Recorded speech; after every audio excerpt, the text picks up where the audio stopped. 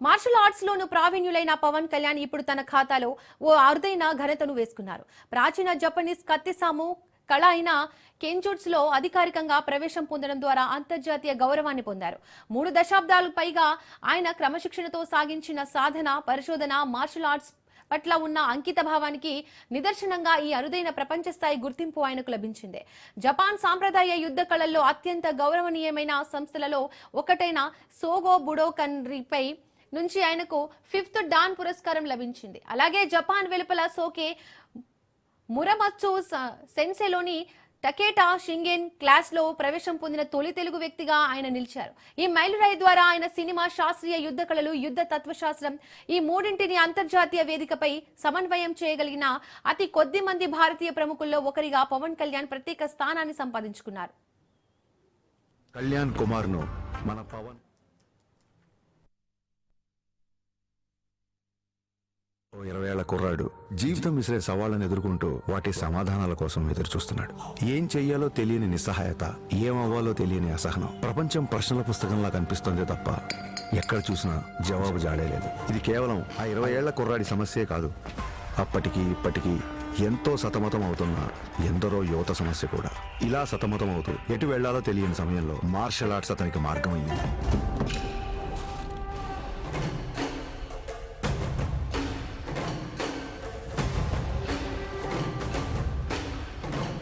Martial arts అంటే చాలా మంది అనుకున్నట్టు అవతల వాళ్ళని కొట్టడమో పడగొట్టడమో కాదు. మన అహాన్ని తొక్కిపెట్టి మన కాళ్ళ మీద మనం నిలబడ్డం, మన ఆవేశాన్ని అరచేతి అదుపులో ఉంచుకోవడం, ఒంటరితనం, ఒత్తిడిని ఎదుర్కోవడం నేర్పిస్తే శిక్షణ, క్రమశిక్షణ నేర్పించింది కళ్యాణ్ కుమార్ను మన పవన్ కళ్యాణ్గా మార్చింది. కరాటే, కిక్ బాక్సింగ్, ఎస్క్రిమా, ఇలా మార్షల్ ఆర్ట్ ఏదైనా అదే డిసిప్లిన్, అదే క్రమశిక్షణ. వాటిని కూడా తన సినిమాల ద్వారానే జనాలకు దగ్గర చేశాడు. సినిమాల్లో చూపించే స్టంట్లు, ఫైట్లు జనరంజకంగా, ఆకర్షణీయంగా ఉంటాయని మనందరికీ తెలుసు.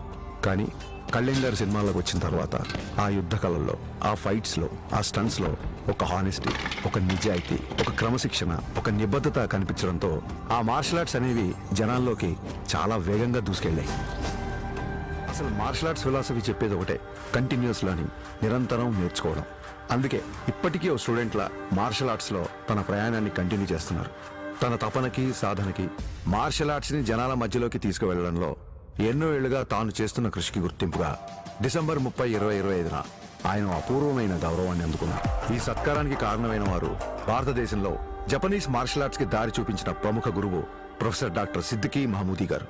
గోల్డెన్ డ్రాగన్ సంస్థ ద్వారా భారతదేశంలో జపాన్ బూడో పరంపర వ్యాప్తికి కృషి చేస్తూ కేవలం దేశంలోనే కాదు, ప్రపంచవ్యాప్తంగా గుర్తింపు పొందిన మార్షల్ ఆర్ట్స్ గురువు ఆయన.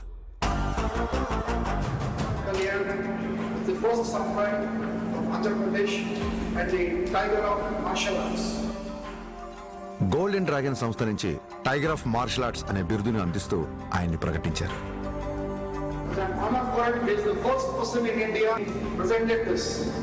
సోగో బూడో కాంట్రికే సంస్థ ద్వారా 5th డాన్ గౌరవాన్ని సోకే మురమత్సు సెన్సై నేతృత్వంలో టగేదా షింగన్ సమురాయ్ పరంపరలో పవన్ కళ్యాణ్ గారికి స్థానం కల్పించారు.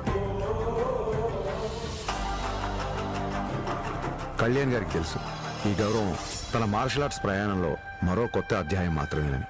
ఈ గౌరవం, గుర్తింపు ఆయన బాధ్యతను మరింత పెంచాయని చెప్పక్కర్లేదు. ఓ దేశపు సంపద అంటే నదులు, ఖనిజాలు, అరణ్యాలు మాత్రమే కాదు, కళలతో, క్రమశిక్షణతో తయారయ్యే యువత. అటువంటి వారే వికసిత్ భారత నిర్మాణ రూపకర్తలు. దృఢమైన శరీరం, చురుగైన బుద్ధి, బలమైన వ్యక్తిత్వాల వైపు దేశ యువత నడిపించడమే తన లక్ష్యం.